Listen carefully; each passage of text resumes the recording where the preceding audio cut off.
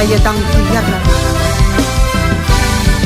Wat sal ek die Here vergelde vir al sy weldade? Of wat sal 'n mens gee as losprys vir sy siel? Ek is 'n welverdiende sondaar, gered deur genade.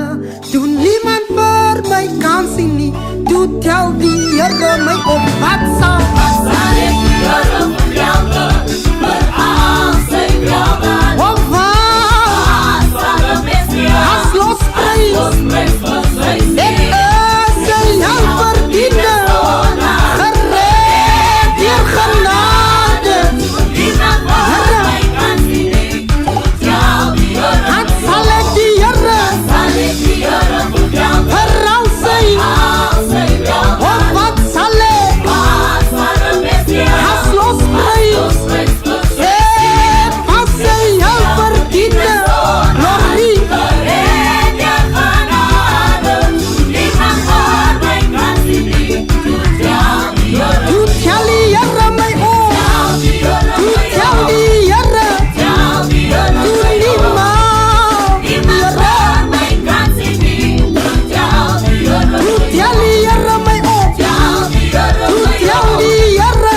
tel die Here Toe niemand Niemand vir my kansie nie, tel die Here Toe tel die Here. tel die Here Toe tel die Here. tel die Here Niemand Here. vir my kansie Toe tel die Here. tel die Here Toe tel die Here.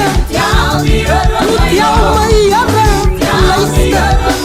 Hey, Niemand vir my kansie nie, tel die Here toe tel die Here. tel die Here Toe tel die Here.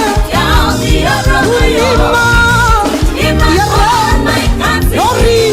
tel die Here Toe tel die Here. tel die Here Toe tel my Here. tel die Here Toe niemand Niemand vir my kansie nie, tel die Here Die Bybel verklaar van 'n man wat by die bad van Bethesda gesit het. Die Bybel sê terwyl Jesus op die toneel kom, sê Jesus vir hom: "Staan op en neem op jou bed en loop." Ek is vandag hier om te verklaar dat die Here gaan jou oplig. Jy moet opstaan. Hy is hier om jou op te tel. Staan op en word verlig.